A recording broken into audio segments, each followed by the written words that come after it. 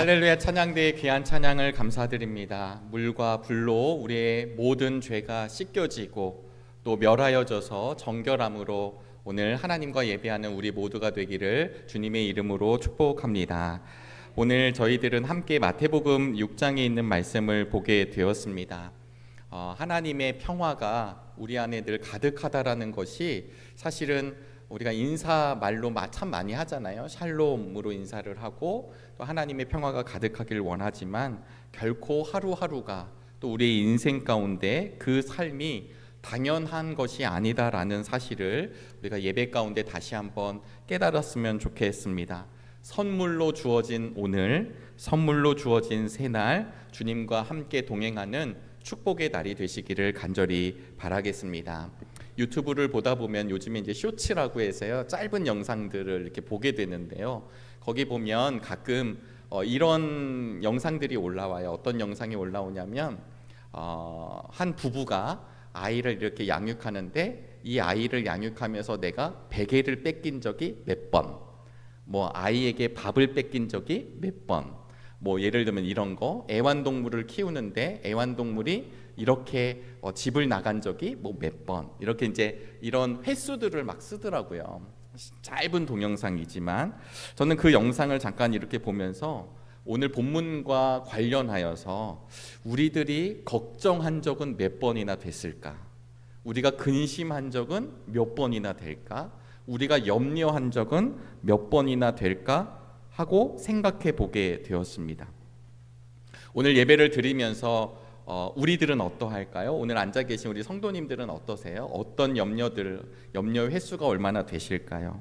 현대 사회가 복잡해지면서 현대인들의 큰 병의 원인이 스트레스라고 이야기합니다. 만병의 원인이 스트레스라 이렇게 이야기를 하는데요. 그 이유는 너무 많은 것들을 신경을 쓰다 보니까 정작 중요한 일에, 중요한 것에 집중하지 못하는 일들이 우리에게 참 많이 일어난다 얘기합니다. 미국 펜실베니아 대학교 연구에 따르면요, 사람들이 걱정하는 일의 80%는 사실 일어나지 않는다고 합니다. 나머지 20% 중에 절반, 10%죠. 10%는 어떻게든 우리가 해결할 수 있는 문제라고 얘기하고요. 결국 진짜 문제는 10%가 남아 있는데, 즉 90%는 사실은 우리에게 쓸데없는 걱정이라는 것을 이제 한 연구팀이 발견을 해요. 매사추세츠 종합병원에서 정신과 의사이신 조지 월턴 박사는 또 이런 이야기를 했습니다. 조금 더 구체화를 하는데요. 걱정의 40%는 절대 현실로 일어나지 않는다. 걱정의 30%는 이미 일어난 것이고 22%는 사소한 것이다. 8%만이 우리가 걱정하고 염려할 일인데 그 가운데 4%는 우리가 바꿔놓을 수 있는 것이니 나머지 4%만 우리 힘으로는 어쩔 수 없는 문제이다.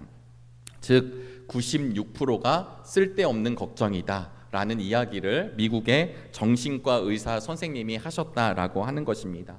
그래서 이 박사님은 뭐라고 얘기를 하냐면 걱정은 습관이자 하나의 질병이다 이렇게 진단했습니다. 그러니까 많은 환자들에게 상황을 있는 그대로 받아들이는 마음을 여러분 마음에 품으라는 조언을 해주기도 합니다.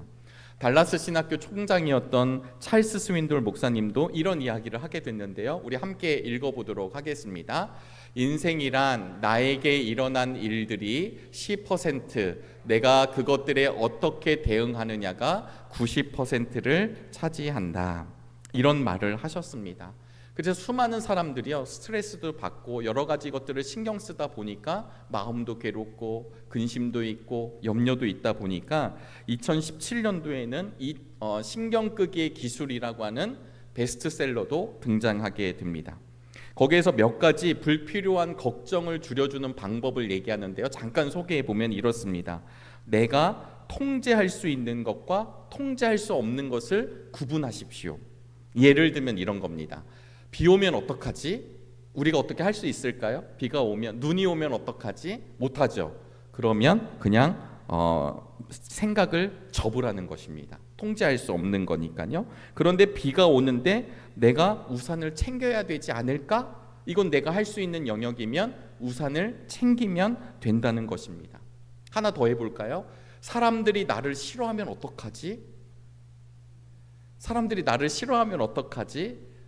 여러분, 모든 사람이 나를 좋아한다는 건 착각일 수 있잖아요. 그러니까 모든 사람이 나를 싫어하면 어떡하지? 이건 나의 통제 영역이 아닙니다. 그냥 끄라는 거죠. 뭐 좋아하든지 말든지. 그러나 나는 타인에게, 나는 우리 교우들에게, 나는 우리 선교회 회원들에게 나는 친절하게 행동해야지. 이건 내가 할 수 있는 영역이죠. 그럼 그렇게 하라는 말입니다. 두 번째는요, 중요하지 않는 일에 감정을 낭비하지 말라고. 그 책에서 이제 저자가 얘기해 주는 거예요. 우선순위를 정하라는 이야기입니다. 세 번째는 걱정 대신에 바로 행동하라고 하는 지침을 줍니다. 심리학자들은 걱정할 시간에 바로 행동하면 우리의 불안이 사라진다고 진단을 합니다. 우리가 잘 아는 영화 배우 중에 유해진 배우라는 배우가 있어요. 유해진 배우가 뭘로 유명하냐면 어디를 가든지, 뭐 촬영을 가든지 아니면 해외에 가든지 하면요, 아침에 일어나서 조깅하는 거, 런닝하는 걸로 되게 유명해요. 근데 그 유해진 배우가 했던 얘기가 있습니다. 아우, 나도 가기 싫죠. 나도 피곤하죠. 나도 힘들죠. 근데 어떻게 하냐면 피곤해도 그냥 신발을 신고 신발끈을 조이면 몸이 간다는 거예요. 이렇게 이야기하는 저는 사실 이런 얘기를 할 그런 사람은 아닌데, 왜냐하면 생각은 저도 하거든요. 오늘 운동화를 신어야지, 오늘 운동해야지 라고 하지만 잘 안 돼요. 그래서 그분들이 하는 이야기는 내가 고민하지 말고 바로 행동으로 나아가라. 이렇게 신경 끄기 기술을 실천하면 세 가지 변화가 생기게 되는데요. 불필요한 감정을 낭비하는 게 줄어들고 중요한 일에 집중할 수 있고 스트레스가 확 줄어서 더 긍정적인 삶을 살게 된대요. 예수님과 전혀 상관없는 이야기입니다. 세상에 있는 사람들도 신경을 꺼라, 스트레스를 줄여라, 근심의 요인들을 잊어라, 이런 이야기를 하면서 당신의 가치 있는 삶을 더 좋은 일에 사용하라고 하는 이야기가 세상에 있는 사람들도, 의사 선생님들도 진단하는 것입니다. 결국 결론은 무엇이냐면 나를 옥죄고 있고 나를 얽매고 있는 어떤 상황으로부터, 현실로부터, 근심의 제목들로부터 벗어나라 라고 하는 것이죠. 우리 목사님들 중에도 이런 이야기를 하신 분이 있는데요. 노만 빈센트 필 목사님이 이런 이야기를 하셨습니다. 걱정도 습관입니다. 그러니까 믿음의 습관을 기르십시오. 오늘 예배를 드리고 있는 우리 모두는 어쩌면 당연한 것처럼 예배를 오셨을 수 있습니다. 성가대원이기 때문에, 저는 오늘 설교자이기 때문에, 또 우리 권사님들, 장로님들 오셨어요. 그러나 결코 이것이 당연한 것이 아니다라고 하는 사실, 우리 안에 있는 믿음이 드러나는 자리임을, 또 영상으로 함께 예배드리는 우리 믿음의 교우들도 마찬가지입니다. 오늘 우리는 이런 상황 가운데 마태복음을 강해하면서 6장의 마지막 부분을 만나게 되었습니다. 마태복음 6장은 지금 계속해서 우리 전도사님들께서 말씀을 전해주셨는데요, 하나님 나라의 가치관과 세상의 가치관이 서로 충돌하고 있습니다. 서로 부딪히고 있어요.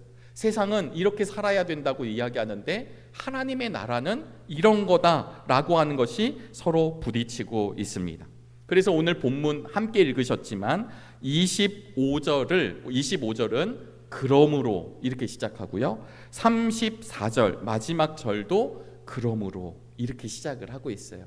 이 본문을 놓고 보면 그러므로라고 하는 말과 그러므로라고 하는 말 사이에 이 오늘의 내용이 이렇게 포개져 있습니다. 감싸고 있는 구조를 띠고 있습니다. 우리 25절 말씀을 함께 읽어볼까요? 그러므로 내가 너희에게 말한다. 목숨을 부지하려고 무엇을 먹을까 또는 무엇을 마실까 걱정하지 말고, 몸을 감싸려고 무엇을 입을까 걱정하지 말아라. 목숨이 음식보다 소중하지 아니하냐, 몸이 옷보다 소중하지 아니하냐. 이렇게 말하고 있습니다. 이 25절을 시작하면서요, 본격적인 의식주 이야기가 등장하고 있습니다. 근데 사실은 25절 그러므로가 왜 그러므로가 되냐면 앞에 있는 24절 말씀 때문입니다. 24절 말씀을 제가 읽도록 하겠습니다. 아무도 두 주인을 섬기지 못한다. 한쪽을 미워하고 다른 쪽을 사랑하거나 한쪽을 중히 여기고 다른 쪽을 업신 여길 것이다. 너희는 하나님과 재물을 아울러 섬길 수 없다. 여기서 말하는 재물과 하나님을 함께 섬길 수 없는 거죠. 재물은 맘몬입니다. 이스라엘의 역사를 보면 언제나 따라오는 현실적 문제가 무엇이었냐면 우리의 세상의 삶 가운데 주시는 풍성함을 쫓아가요. 맘몬을 쫓아가요. 이방신들의 특징은 무엇이냐면 내가 지금 너를 여기서 잘 되게 해줄게 라는 말입니다.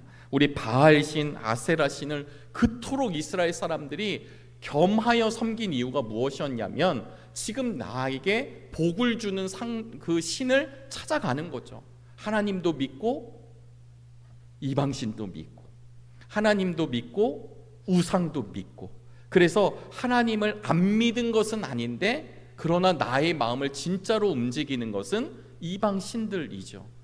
그래서 엘리야 선지자는 그가 갈멜산에서 이제 이방 선지자들과 전쟁을 하고 싸움을 하게 될 때, 결투를 벌일 때, 대결을 할 때 뭐라고 이스라엘 백성들에게 얘기합니까? 더 이상 머뭇머뭇거리지 말라고 이렇게 이야기를 하죠. 그 시대만 그런 것이 아니라 오늘을 살아가는 우리에게도 동일한 문제가 우리에게 나오게 됩니다. 오늘 25절 함께 읽으신 목숨이라고 하는 말은 헬라어로 푸시케라는 말입니다. 영혼을 가리키는 말입니다. 그러니까 물질적인 것이 중요한 것인가, 우리의 영혼, 하나님이 우리를 붙드시는 생명이 중요한 것인가를 지금 예수님이 우리에게 도전적으로 묻고 계십니다. 우리에게는 개역개정이 조금 더 익숙할 수 있는데요, 우리 개역개정 말씀으로 제가 한번 더 읽어보도록 하겠습니다. 그러므로 내가 너희에게 이르노니 목숨을 위하여 무엇을 먹을까, 무엇을 마실까, 몸을 위하여 무엇을 입을까 염려하지 말라. 목숨이 음식보다 중하지 아니하며 몸이 의복보다 중하지 아니하냐. 그래서 오늘 본문은 새 번역은 걱정이라고 했지만 예전 성경에서는 염려라고 했습니다. 염려의 사전적 정의는 앞일에 대하여 여러 가지로 마음을 써서 걱정함 또는 그런 걱정입니다. 근데 오늘 본문에 나온 이 염려, 새 번역에선 걱정이 우리 헬라어로는 메림나오라는 말입니다. 마음이 둘로 나누어진 것이에요. 그러니까 지금 함께 읽었던 24절에 보면 재물과 하나님을 겸하여 섬길 수 없는데요, 이 두 마음이 들어오게 되면 우리 안에 뭐가 생기게 된다고 사실은 예수님이 우리의 본질을 꿰뚫고 있냐면 우리 안에 근심이 쫓아오더라는 거예요. 우리 안에 염려가 오더라는 것입니다. 그래서 결론적으로 걱정이라고 하는 것, 염려라고 하는 것은 분열되는 것에서 흘러나오게 되어 있습니다. 마음이 둘로 나누어져서 안정되지 않고 혼란한 상태, 이게 걱정이라는 말입니다. 여러분, 그런데 지금 오늘 마태복음 6장은 산상수훈의 연장이에요. 계속해서 우리 주님께서 산상수훈의 말씀을 이어가고 있습니다. 산상수훈의 말씀을 통하여 우리에게 주시는 것, 그리고 함께 있는 제자들에게 주시는 말씀이 무엇이냐면 우리의 삶이 하나님의 붙들린 삶이라고 하는 것을 알려주고 계신 거예요. 형식적으로, 외식적으로 살피고 하나님을 섬기던 것이 중요한 것이 아니라 진짜 우리의 관계가 하나님과 온전한 관계로 이루어진 백성이 우리들이라는 것을 알려주고 있습니다. 우리는 재물을 섬기는 사람이 아니라, 이방신을 섬기는 사람이 아니라 하나님께 속한 자라고 하는 것을 예수님이 다시 한번 알려주시면서, 그러면서 뭐라고 얘기하시냐면 그러므로 걱정하지 말라고 이야기하시는 것입니다. 사실 사람들은 의식주 같은 인간의 기본 욕구가 충족되지 않으면 참 걱정이 됩니다. 유엔이 발표한 통계에 따르면요, 1분에 34명이 먹을 것이 없어서 굶주림으로, 질병으로 지금도 죽고 있다고 합니다. 하루의 기아로 숨지는 사람이 5만 명, 1년에 1,800만 명 이상이 굶주림으로 죽는다라고 이야기합니다. 2025년 현재 지구의 인구는 78억 명으로 계산합니다. 2010년도에 68억 명이었거든요. 15년이 지난 지금 10억 명이 증가했습니다. 제가 이제 한 자료를 이렇게 보다 보니까요, 78억 명을 100명으로 계산했을 때 이런 얘기들이 있습니다. 100명 중, 그러니까 전 지구의 인구를 이렇게 살펴보니까요, 49명은 시골에 살고 51명은 51명은 도시에 살고 77명은 자기 집을 갖고 있으나 23명은 살 곳이 없고 21명은 영양이 너무 과다되어 있고 63명은 배불리 먹을 수 있고 15명은 영양실조고 1명은 마지막 식사를 먹고 난 뒤에 다음 식사를 하지 못하는 사람들. 48명의 하루 생활비가 미화 $2 미만이고요. 7명은 대학 교육을 받았으나 78억 명 중에 78억 명을 100명으로 환산했을 때 7명은 대학 교육을 받았으나 93명은 대학을 다닌 적이 없습니다. 26명이 14세 미만이 되었을 때 생을 마감했고요. 66명이 64세 전에 사망하였습니다. 8명만이 65세 이상까지 삶을 살아간다는 것이 자료입니다. 그래서 그 글에서는 이렇게 얘기하더라고요. 자기 집이 있고 밥 든든히 먹고 깨끗한 물 마시고 휴대전화 가지고 인터넷 보고 있다면 당신은 극소수의 특권층입니다. 전 세계 100명 중 오직 8명만이 65세를 넘겨 삽니다. 65세가 넘으셨습니까? 만족하고 감사하십시오. 제가 찾은 글이 이렇습니다. 그러니까 우리의 삶 가운데 의식주조차 해결되지 않는 이들이 분명히 있습니다. 그러나 오늘 예배하고 있는 우리들 가운데는 의식주 문제를 떠나 또 다른 문제 앞에 염려와 근심 속에 살아가고 있을 때가 참 많이 있죠. 그런데 예수님은 오늘 본문을 통해 우리의 본질을 보십니다. 그게 무엇이냐면 정말 우리가 바라보아야 할 것이 무엇이냐라는 것이죠. 우리의 모든 사람들은 의식주 영역에 놓여져 있습니다.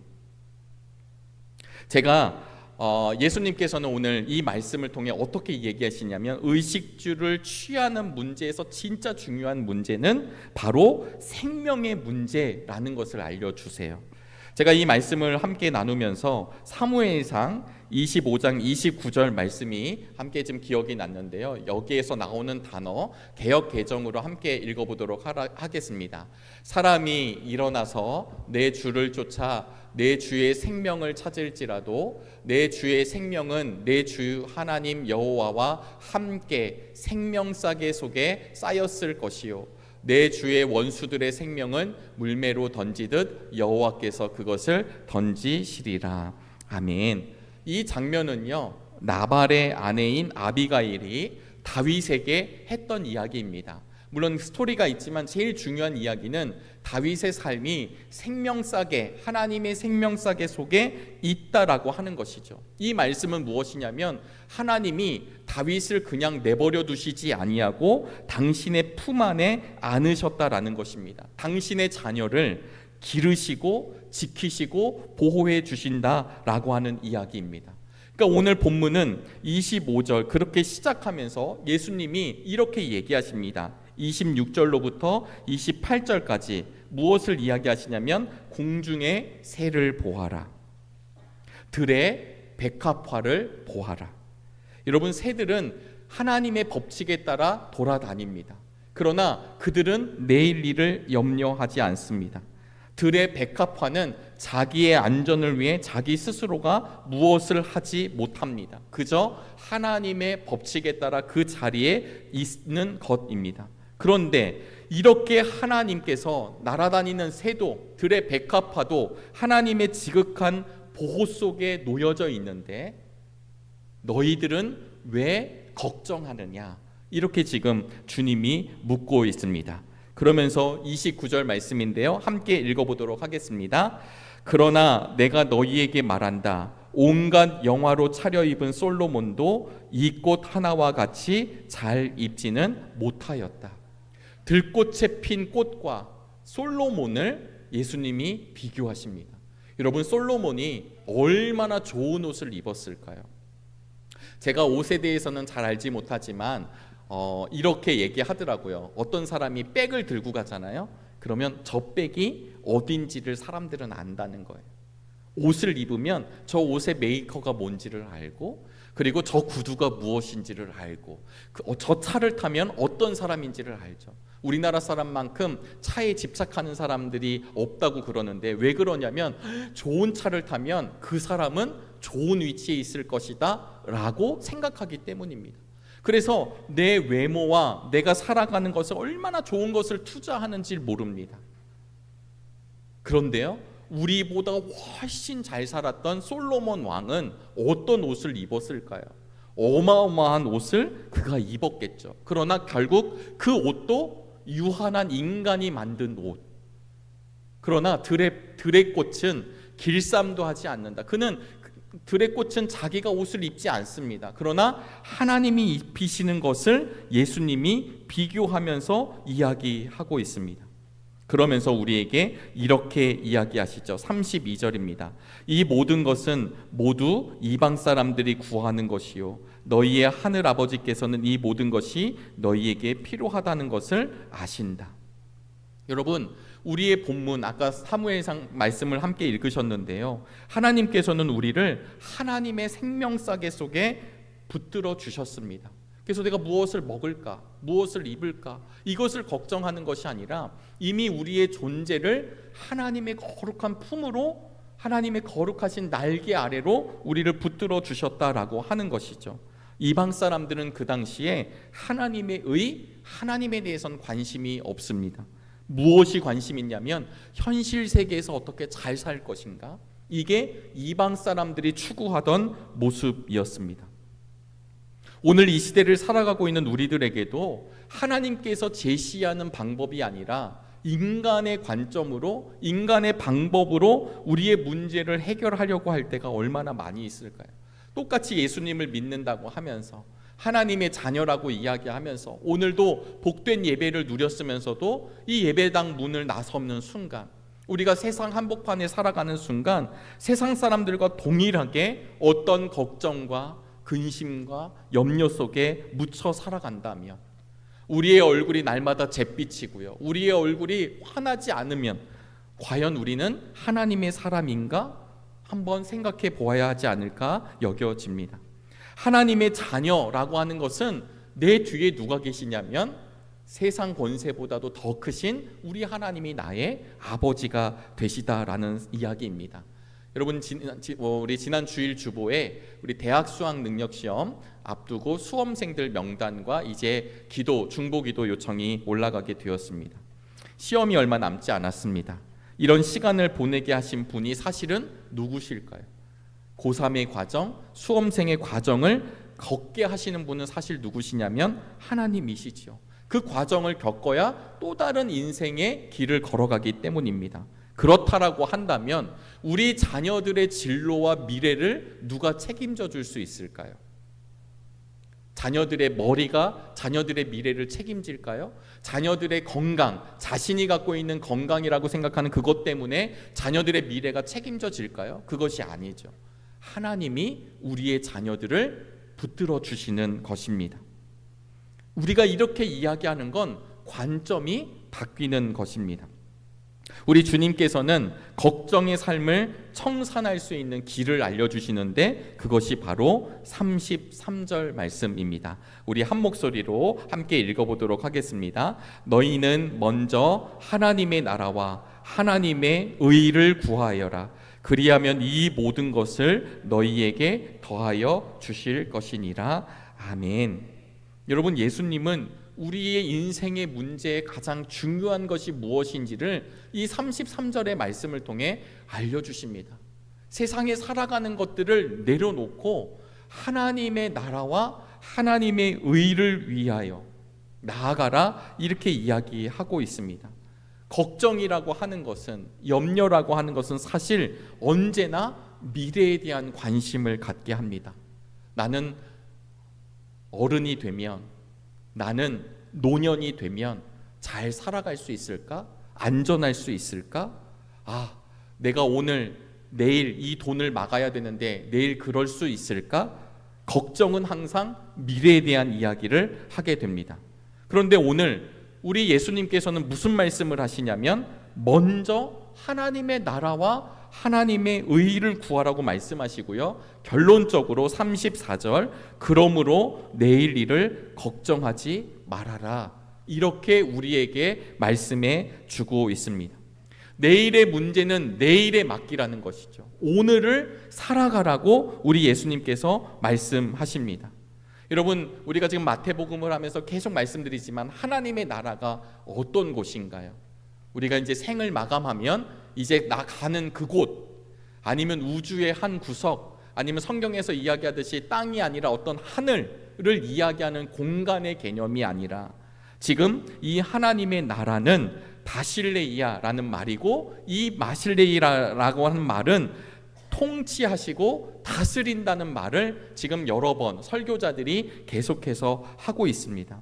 그러니까 이 말을 비추어서 33절 말씀을 다시 한번 보시게 되면 하나님의 나라를 구하여라 라고 하는 말이 무슨 말씀일까요?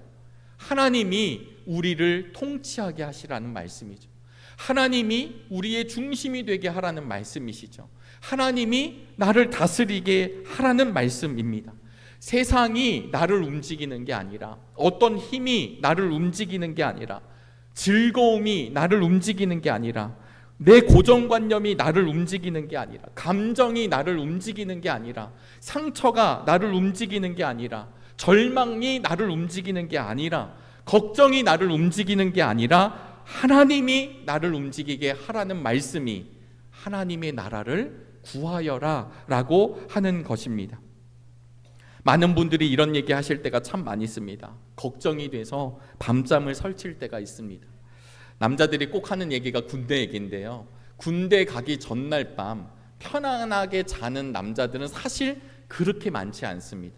큰 시험을 앞두고 그 전날 밤 아주 그냥 아침부터 저녁까지 자는 사람은 거의 드뭅니다. 시험을 포기하지 않는 한 대부분은 염려가 있죠. 컨디션 조절을 하게 됩니다.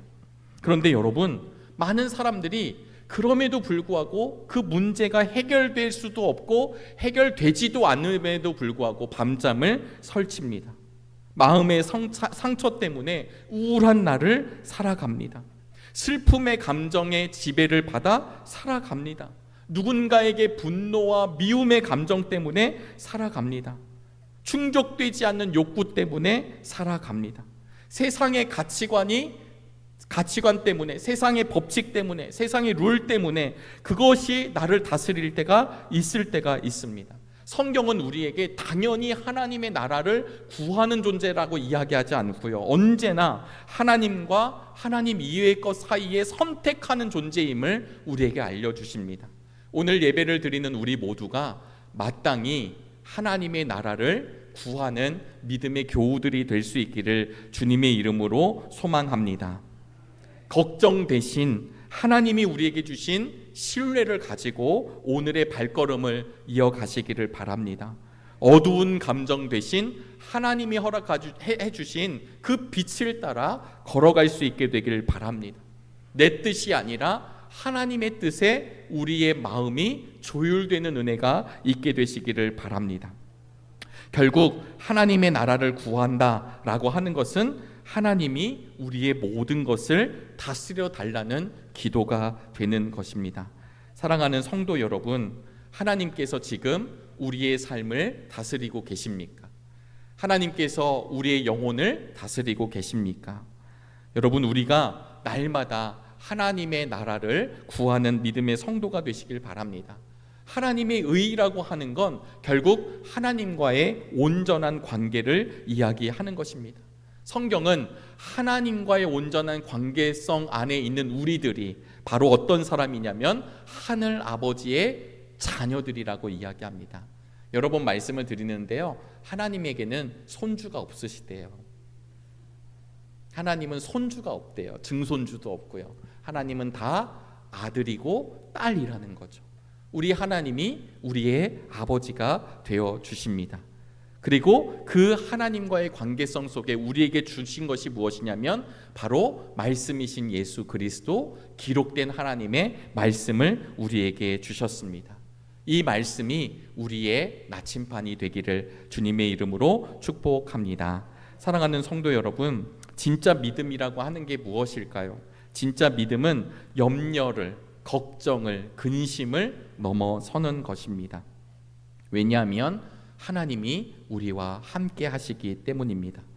혹여나 우리 안에 근심과 걱정이 왜 없겠습니까? 찾아올 수 있겠죠. 그러나 그럴 때마다 하나님 앞에 다시 한번 의탁하는 우리 모두가 되기를 바랍니다.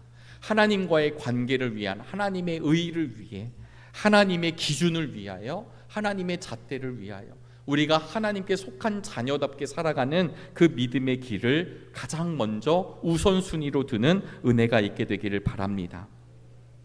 여러분, 바로 이 예수님께서 전해주시는 말씀은 그냥 말씀으로 끝난 것이 아니라 우리의 삶을 통해 드러나라고 이야기해 주시는 것입니다.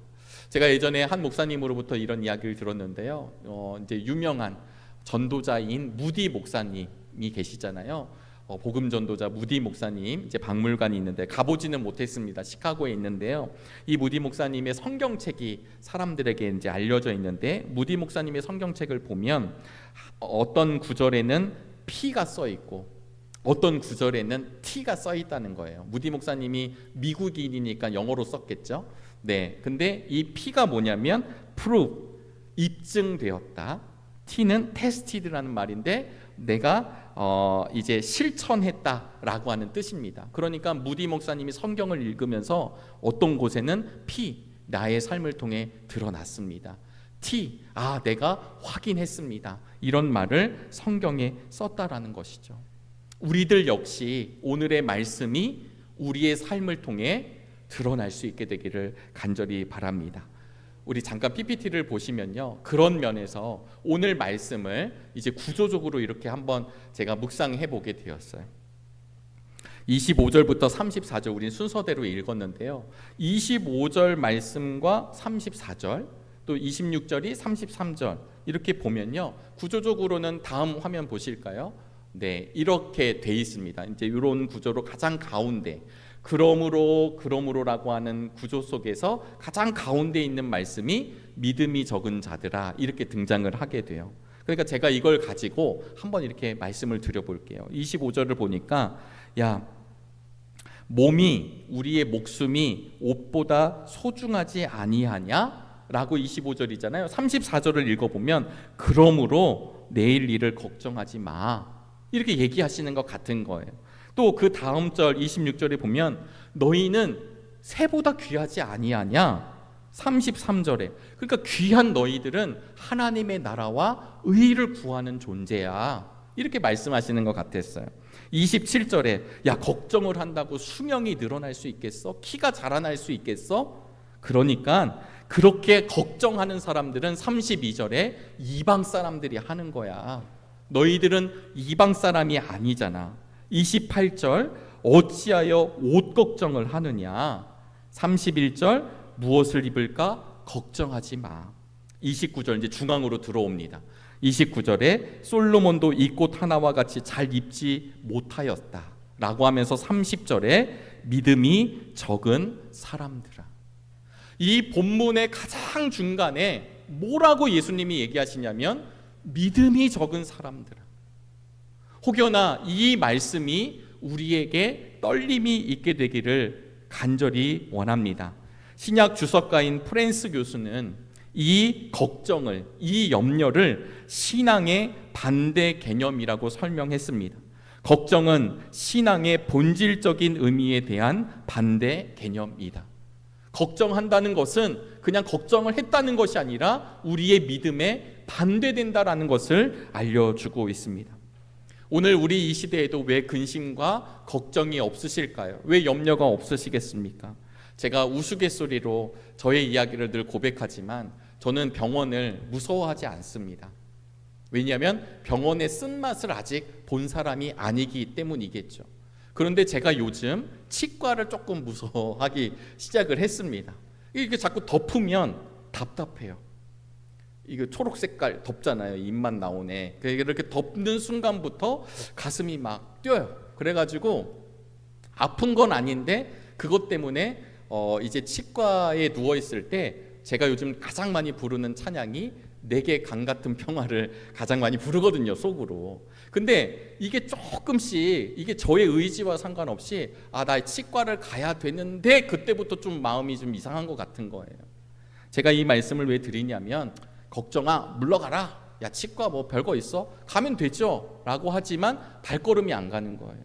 예약을 막 취소하고 있고 막 이유를 대고 있고 저의 약함이겠습니다.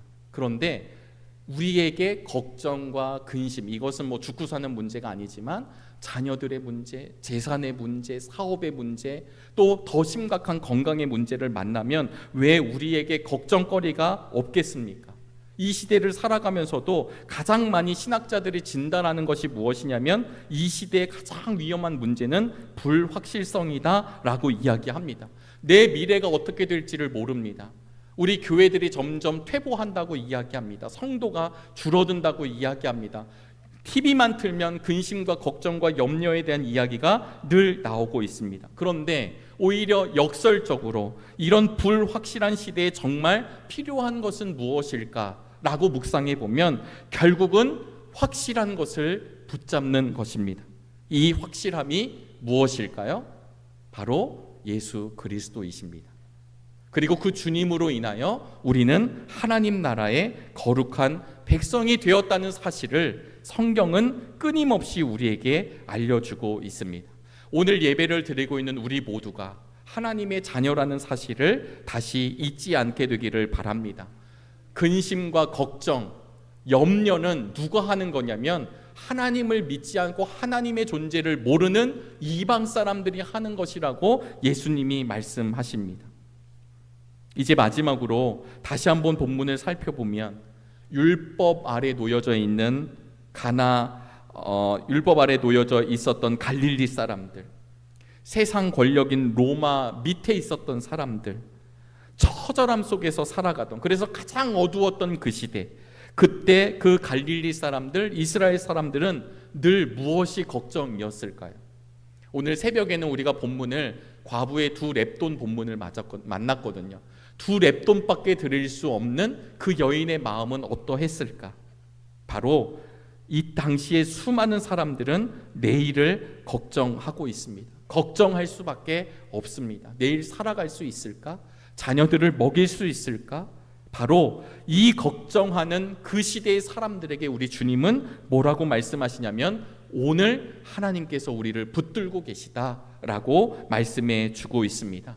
내일은 없다, 내일은 소용없다 이런 뜻이 아니라 내일의 짐을 미리 짊어지지 말고 내일에 얽매이지 말고 생명을 주신 오늘 하나님과 동행하라는 말씀을 우리에게 주십니다. 우리 사진 한 장을 보실까요? 오늘 저희들이 부른 찬송의 겉표지입니다. 경남 합천 등대 장로교회가 2021년 추석 연휴 동안 화재가 일어나게 됩니다. 개척한 지 2달 만에 이 교회가 불이 타게 돼요. 그리고 사택도 불이 타게 됩니다. 나중에 목사님이 인터뷰한 내용을 보게 되었는데요. 이명대 목사님이라는 분이신데요. 그가 모든 잿더미 상황 속에 가서 얼마나 절망이 되었겠어요. 그런데 이 절망 속 가운데 저렇게 타다 남은 찬송가를 발견하는데 오늘 우리가 부른 찬송이었습니다. 세상 사람들은 그것을 우연이라 이야기하겠죠. 너 근심, 걱정 말아라. 근데 이 목사님은요, 저 타다 남은 저 찬송을 보시면서 하나님이 나에게, 우리 교회에게 말씀해 주시는 것이라고 믿어졌대요. 집이 없었기 때문에 목사님과 가족들은 지역 그 마을 주민회관에서 약 3달 동안 한 3주 이상을 기거해야만 했다는 소식이었습니다. 그런데 그분의 고백이 놀라운데 뭐라고 고백을 했냐면요, 예배당을 잃었지만 오히려 마을 사람들, 개척한 지 2달밖에 안 됐다고 말씀드렸잖아요. 오히려 이 마을에 교회가 있다는 사실을 온 마을 사람들이 알게 되었다는 사실에 참으로 은혜가 되었다는 고백을 보게 되었습니다. 우리는 지난주 김성재 권사님 장례 예배도 잘 마쳤습니다. 월요일 날 발인 예배, 천국 환송 예배를 담임 목사님께서 집례해 주실 때 담임 목사님을 통해서 권사님이 가장 좋아하셨던 성경이 이사야 41장 10절이라는 말씀을 듣게 되었고, 또 이 말씀이 말씀으로 선포가 되었습니다. 우리 권사님을 생각하면 많은 분들이 때로는 힘들다고 말씀하시고 우울하다고 말씀하십니다. 그러나 우리는 그렇게 끝나지 않고 우리가 장례 예배를 통해서, 목사님을 통해서 바로 인간의 유한성, 그리고 우리 역시 그럴 수 있다는 사실을 우리 권사님이 또다시 알려주었다는 사실을 다시 한번 새깁니다.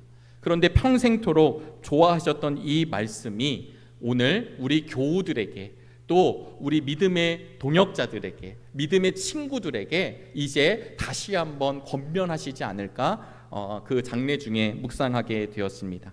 우리 이사야서 41장 10절 말씀, 우리 하나님이 우리와 함께 하신다는 내용을 함께 읽음으로 오늘 말씀을 마치고자 합니다. 우리 한 목소리로 읽어보시겠습니다. 내가 너와 함께 있으니 두려워하지 말아라.